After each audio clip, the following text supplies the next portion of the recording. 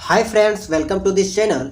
दोस्तों, हम लोग टीचिंग एप्टीट्यूड के लिए 1000 इम्पोर्टेंट क्वेश्चन की क्लास को कंटिन्यू कर रहे थे और आज ये हमारा उसी का सेकेंड क्लास है। ओके, और आज के इस क्लास में हम लोग जो है वो टीचिंग एप्टीट्यूड के 20 इंपॉर्टेंट क्वेश्चन के बारे में बात करेंगे। डिटेल से हम लोग जो है इस चीज़ को सीखेंगे, जानेंगे। इससे पहले हम लोगों ने 20 क्वेश्चन को देख लिया था, तो आज से हम लोग जो है वो क्वेश्चन नंबर 21 से स्टार्ट करेंगे।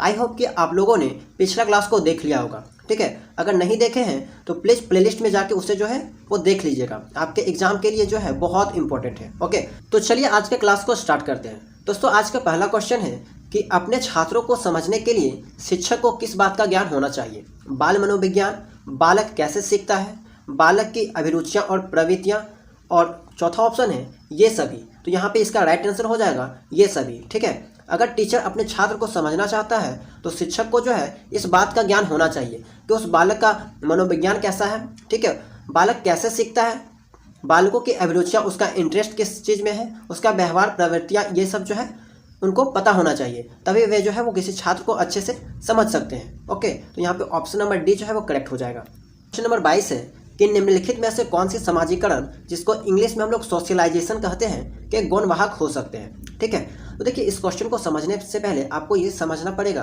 कि समाजीकरण किसे कहते हैं। उसके बाद आपको ये जानना होगा कि गुणवाहक किसे कहते हैं, तभी आप ऐसे क्वेश्चन को जो है वो आसानी से सॉल्व कर सकते हो। ठीक है, तो देखिए दोस्तों, समाजीकरण क्या होता है कि वह प्रक्रिया जिसके माध्यम से मनुष्य समाज के विभिन्न व्यवहार, रीति रिवाज, गतिविधियाँ इत्यादि को सीखता है। ठीक है, अगर कोई मनुष्य अपने समाज के विभिन्न गतिविधियों को सीख रहा है, उसके रीति रिवाज को सीख रहा है, उनके व्यवहार को सीख रहा है, तो यहाँ पे ये माना जाएगा कि उनका जो है वो समाजीकरण हो रहा है। समाजीकरण का मतलब हुआ समाज के अनुरूप ढल जाना। ओके, समाजीकरण यहाँ पे कहलाएगा। अब आया गुणवाहक किसे कहते हैं। तो दोस्तों देखिए, बालक के समाजीकरण की प्रक्रिया जो है वो निरंतर चलती रहती है, और यह जो प्रक्रिया होती है वह उनके परिवार से आरंभ होती है, यानी स्टार्ट होती है। अब बालक के समाजीकरण के विकास में जो है वो दो तरह के वाहक महत्वपूर्ण भूमिका निभाती है। एक होता है प्रमुख वाहक। अब इस प्रमुख वाहक में कौन आता है, तो प्रमुख वाहक में जैसे कि उनका परिवार आ गया। अब उनके परिवार में खासकर जो माता पिता आ जाते हैं, लेकिन खासकर जो भूमिका होती है वो उनके माता की होती है। ठीक है, अगर आपसे ये पूछा जाए कि बालक, किसी भी बालक की प्रथम अध्यापिका कौन होती है, तो उनकी माता होती है। ठीक है, सबसे ज़्यादा चीज़ें, सबसे पहले चीज़ें जो है बच्चा अपने माता से सीखता है। तो यहाँ पे प्रमुख वाहक के तौर पे हो गया आपका माता पिता, और उनमें से भी अगर मुख्य की बात की जाए तो माता यहाँ पे महत्वपूर्ण भूमिका निभाती है। अब इसके अलावा बालक जो है वो गुणवाहक से सीखता है। एक हुआ प्रमुख वाहक और दूसरा हुआ गुणवाहक। अब गुणवाहक क्या होता है, जैसे कि वातावरण। ठीक है, अब वातावरण भी है दोस्तों, बहुत तरह की होती है। जैसे कि हो गया विद्यालय के वातावरण। ठीक है, बालक जो है वो विद्यालय यानी स्कूल्स के वातावरण से बहुत कुछ सीखता है, या फिर आस पड़ोस के वातावरण। ठीक है, आस पड़ोस से भी जो है वो बच्चे बहुत कुछ सीखते हैं। तो यहाँ पे अब ऑप्शन आप चेक कीजिए कि विद्यालय और पास पड़ोस, विद्यालय और निकटतम परिवार के सदस्य, परिवार और रिश्तेदार, परिवार और पास पड़ोस। तो यहाँ पे आपका जो है राइट आंसर हो जाएगा ऑप्शन नंबर ए, विद्यालय और पास पड़ोस। ठीक है, निम्नलिखित में से कौन से समाजीकरण के गुणवाहक के बारे में पूछा गया। गुणवाहक तो हम बताएं आपको, गुणवाहक जो होता है एक तरह का वातावरण होता है, और इस वातावरण में जो है वो दो चीज़ें आ सकती है। ठीक है, विद्यालय के वातावरण या फिर आस पड़ोस के वातावरण, तो वहीं से जो है ये लोग बच्चे सीखते हैं। तो ये समझ में आ गया। चलिए नेक्स्ट क्वेश्चन देखते हैं। ग्रामीण क्षेत्रों के उत्थान। अब उत्थान का मतलब क्या हुआ, एक तरह समझिए प्रगति। ठीक है, प्रोग्रेस का लक्ष्य होना चाहिए। प्राइमरी एवं प्रौढ़ शिक्षा का प्रसार, नगरीय सुख सुविधाओं का प्रसार, विस्तार, उच्च शिक्षा का प्रसार, और ये सभी। तो देखिए प्राइमरी एवं प्रौढ़ शिक्षा का प्रसार। अब यहाँ पे ये समझना होगा कि प्राइमरी शिक्षा किसे कहते हैं, तो बच्चों की शिक्षा। ठीक है, प्राइमरी शिक्षा और प्रौढ़ शिक्षा का प्रसार। अब देखिए बहुत से ऐसे स्टूडेंट होंगे जिनको प्रौढ़ का मतलब ना समझ में आ रहा होगा। ठीक है, तो 30 से 50 वर्ष की अवस्था वाले स्त्री या पुरुष जो है वो प्रौढ़ कहलाते हैं। ठीक है, 30 से 50 वर्ष की अवस्था वाले स्त्री या पुरुष जो है वो प्रौढ़ कहलाते हैं। अब आप समझिए कि प्रौढ़ शिक्षा किसे कहते हैं। ठीक है, तो ऐसे निरक्षर या अशिक्षित लोगों को शिक्षण देना, उन्हें साक्षर बनाना प्रौढ़ शिक्षा कहलाता है। ठीक है, यानी कि प्रौढ़ लोगों को शिक्षा देना, साक्षर बनाना, यहाँ पे जो है वो प्रौढ़ शिक्षा कहलाएगा। निरक्षर, अर्धसाक्षर या विस्मृताक्षर प्रौढ़ों को भी पुनः शिक्षण देना प्रौढ़ शिक्षा कहलाता है। तो प्रौढ़ शिक्षा के बारे में हम यहाँ पे 2 पॉइंट बात किए कि एक प्रौढ़ लोगों को, यानी कि जिसका उम्र जो है वो 30 से 50 वर्ष की अवस्था में है। ठीक है, तो उनको जो है वो शिक्षा देना, शिक्षित बनाना, साक्षर बनाना हमारा प्रौढ़ शिक्षा के अंतर्गत आएगा। इसके अलावा वैसे लोग जो कि आधे पढ़े लिखे हैं या फिर पढ़े हुए थे वे सब कुछ भूल गए, उनको भी पुनः फिर से शिक्षण देना यहाँ पे प्रौढ़ शिक्षा कहलाएगा। ठीक है, तो इसका आंसर क्या हो जाएगा? ग्रामीण क्षेत्रों के उत्थान का लक्ष्य होना चाहिए प्राइमरी एवं प्रौढ़ शिक्षा का प्रसार। ये हमारा जो है वो राइट आंसर हो जाएगा, ऑप्शन नंबर ए। तो आई होप कि ये भी आप जो है वो समझ गए होंगे। चलिए नेक्स्ट क्वेश्चन देखते हैं। अभिभावक अपने बालकों के लिए टीचर से आशा करते हैं निष्पक्ष व्यवहार की, सहानुभूति एवं प्रेम की, योग्यता एवं ज्ञान की, ए व बी दोनों। तो यहाँ पे आपका जो है राइट आंसर हो जाएगा ऑप्शन नंबर डी, ए व बी दोनों, निष्पक्ष व्यवहार की और सहानुभूति एवं प्रेम की। 24 का option number D. Question number 25 है, शिक्षकों को राष्ट्रभावना विकास हेतु क्या कदम उठाना चाहिए? राष्ट्रभाषा का आधिकारिक प्रयोग करना चाहिए, विद्यालय में ऐसे कार्यक्रम का आयोजन करना चाहिए जिससे छात्रों में राष्ट्रभावना जागे, राष्ट्रीयता के विरोधी तत्वों का दमन करना चाहिए, और लास्ट ऑप्शन है पूरे राष्ट्र के लिए एक ही जैसे विषय वस्तु की वकालत करनी चाहिए। तो देखिए आप खुद इसका आंसर लगा सकते हो, विद्यालय में ऐसे कार्यक्रम का आयोजन करना चाहिए जिससे छात्रों में राष्ट्रभावना जागे। ठीक है, तो यह कदम आपको जो है वो शिक्षक को उठाना चाहिए ताकि जो है वो बच्चे में राष्ट्रभावना का विकास जो है वो जागे। ऑप्शन नंबर बी जो है यहाँ पे करेक्ट हो जाएगा। नेक्स्ट क्वेश्चन देखते हैं। क्वेश्चन नंबर 26, बालक के व्यक्तित्व के सर्वांगीण विकास के लिए यह आवश्यक है उसे डैश की जानकारी शिक्षकों को हो, मित्रों, व्यवहार, ज्ञान और कक्षा के साथियों। तो ऑप्शन नंबर बी जो है वो करेक्ट हो जाएगा। अगर कोई टीचर चाहते कि उनके बालक के व्यक्तित्व का सर्वांगीण विकास हो तो उनके लिए यह आवश्यक हो जाता है कि वे उन बालक का जो है वो व्यवहार को अच्छे से समझ रख सके। ठीक है, उनके व्यवहार को समझ सके, उनकी जानकारी जो है उनके पास होना चाहिए। क्वेश्चन नंबर 27 है कि निम्न में से कौन सी शिक्षण विधि जिसमें छात्र जो है वो अधिक क्रियाशील हो यानी कि एक्टिव हो। ठीक है, क्रियाशील को इंग्लिश में हम लोग जो है वो यहाँ पे एक्टिव कहते हैं।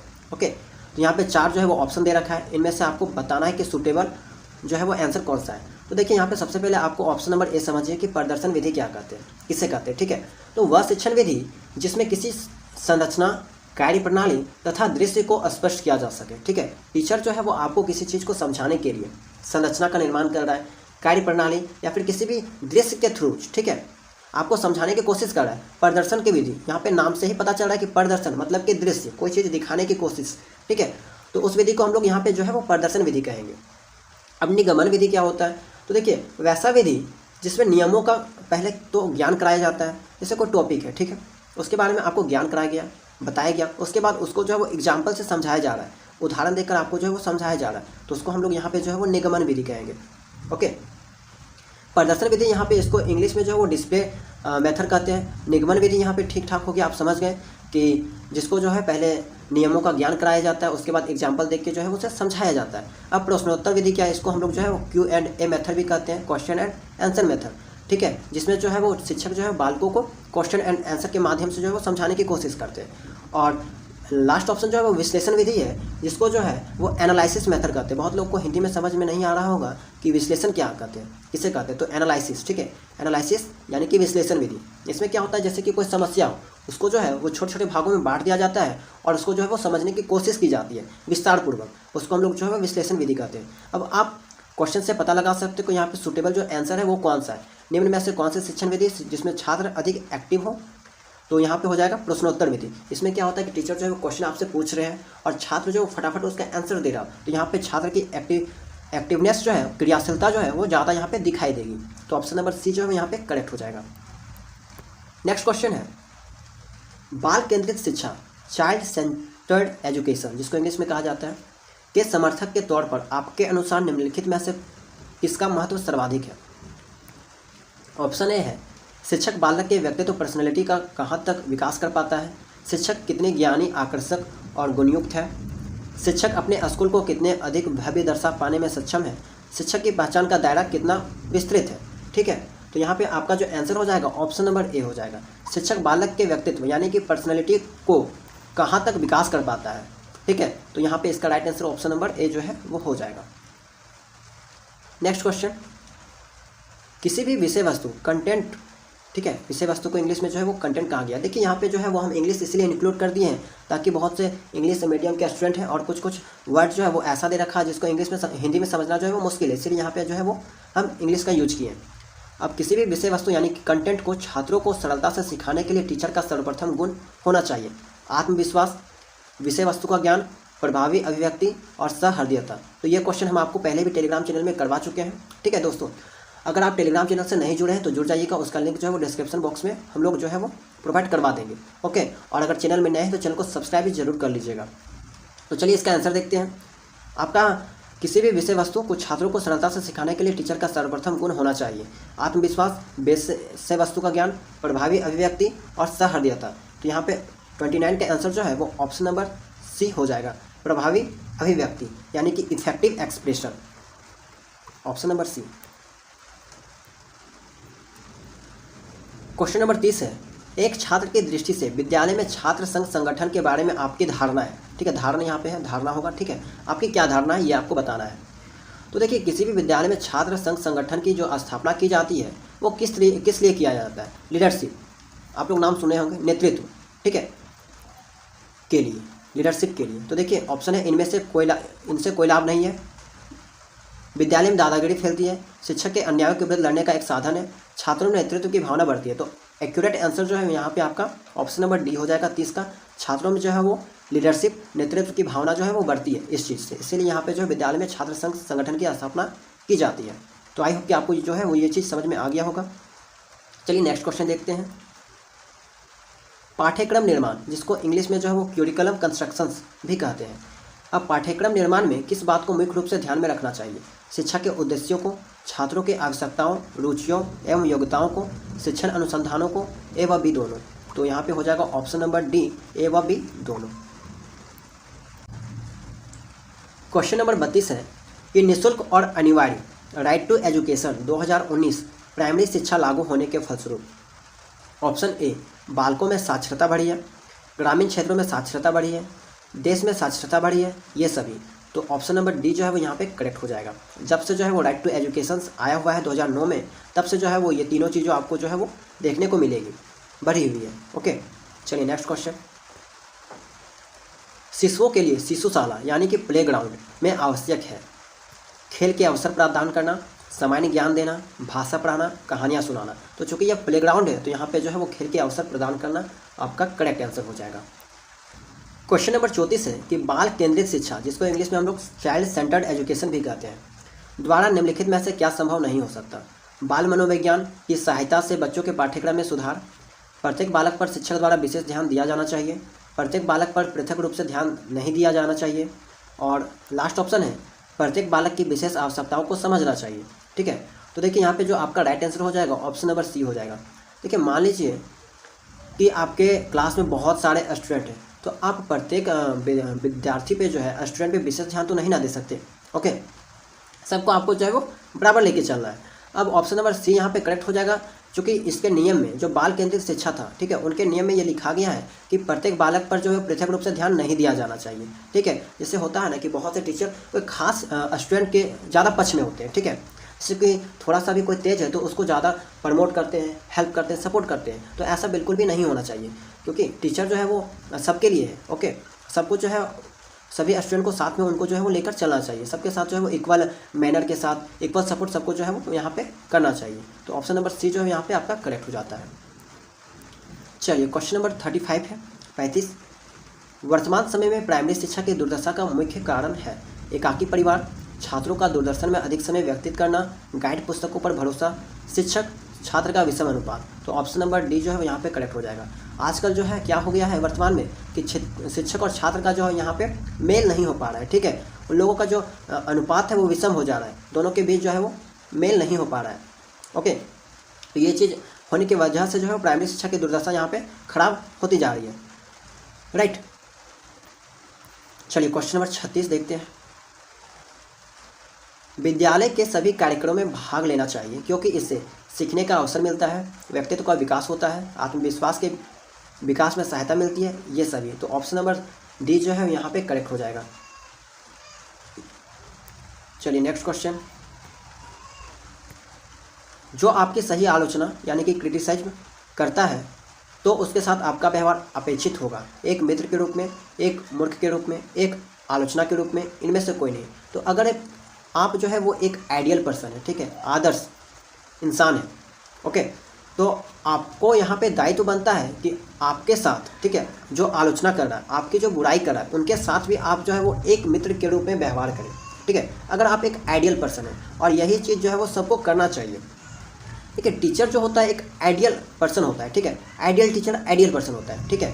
तो वहाँ पे उनके लिए यह ज़रूरी हो जाता है कि उनका अगर कोई क्रिटिसिज्म कर रहा है, कोई आलोचना कर रहा है, तो वे जो है उनके साथ भी मित्र की भावना रखे, मित्र के रूप में जो है वो उनसे साथ रहे। ऑप्शन नंबर ए जो है यहाँ पे आपका करेक्ट हो जाएगा। क्वेश्चन नंबर 38 है, छात्रों में अनुशासन बनाए रखने के लिए एक शिक्षक की कौन सी भूमिका सराहनीय है? शिक्षक की अपनी योग्यता, शिक्षक का विचार, शिक्षक का व्यक्तित्व, शिक्षक की कक्षा प्रबंध की क्षमता। तो यहाँ पे ऑप्शन नंबर डी जो है वो यहाँ पे करेक्ट हो जाएगा, ठीक है। अगर एक टीचर जो है वो छात्रों में अनुशासन बनाए रखना चाहते हैं, ठीक है, तो उनकी जो है वो ये भूमिका होनी चाहिए, शिक्षक की कक्षा प्रबंधन की क्षमता, ठीक है। ये ऑप्शन नंबर डी जो है यहाँ पे करेक्ट हो जाएगा। क्वेश्चन नंबर 39 है, किस छात्र को आप श्रेष्ठ मानते हैं? जो शिक्षकों को सम्मान दे और उनकी आज्ञा माने, जो सुशील और शर्मिला हो और अनुशासन में रहे, जो शिक्षा ग्रहण करने में और अध्ययन में रुचि रखता हो, जो नियमित पाठशाला आता हो और कक्षा का मॉनिटर हो। तो ऑप्शन नंबर सी जो है यहाँ पे करेक्ट हो जाएगा, जो शिक्षा ग्रहण करने में और अध्ययन में रुचि रखता हो, ठीक है, जिसका इंटरेस्ट हो, उन्हीं को आप जो है वो श्रेष्ठ मानेंगे। अगर आप एक आइडियल टीचर है, ठीक है, अच्छा टीचर है, तो आपको जो है ये चीज़ करना होगा, जो शिक्षा ग्रहण करने में और अध्ययन में रुचि रखता है उनको जो है वो आपको श्रेष्ठ मानना होगा। चलिए नेक्स्ट क्वेश्चन, आज का लास्ट क्वेश्चन है, एक प्रभावी अध्यापक, ठीक है, इफेक्टिव टीचर के लिए आवश्यक नहीं मानते हैं केवल दंड देने वाला, केवल वह विषय को रोचक बनाता हो, सृजनशील हो, सृजनशील का मतलब वह क्रिएटिव माइंड, ठीक है, रचना का एक तरह से समझ लीजिए, जिनके पास क्रिएटिव माइंड है, अच्छे अच्छे ख्याल आते हैं, विचार आते हैं। अब उच्च वह उत्तम वक्ता हो, ठीक है, यहाँ पे वक्ता होगा, तो यहाँ पे आपका जो है वो राइट आंसर हो जाएगा। आवश्यक नहीं मानते हैं यहाँ पे पूछा गया, तो ऑप्शन नंबर ए जो है वो यहाँ पे करेक्ट हो जाएगा, केवल दंड देने वाला, तो ये यहाँ पे जो है वो राइट आंसर हो जाएगा। तो दोस्तों आई होप कि आप लोग को जो है वो आज का क्लास पसंद आया होगा, चीज़ें जो है वो समझ में आई होगी, ठीक है। तो वीडियो को लाइक जो है वो जरूर कर दीजिएगा, और अगर चैनल में नए हैं तो चैनल में को सब्सक्राइब जो है वो जरूर कर लीजिएगा।